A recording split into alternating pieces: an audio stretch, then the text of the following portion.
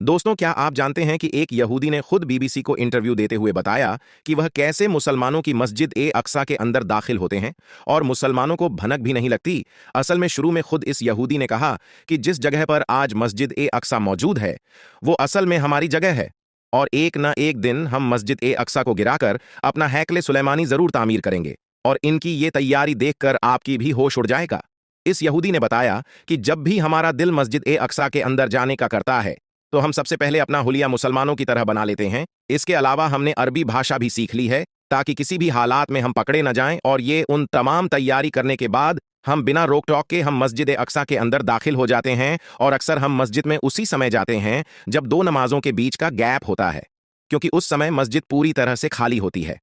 अब सोचिए जरा, मस्जिद अक्सा में घुसपैठ करके तमाशा ये लोग करते हैं और नाम फलस्तीनियों का आता है।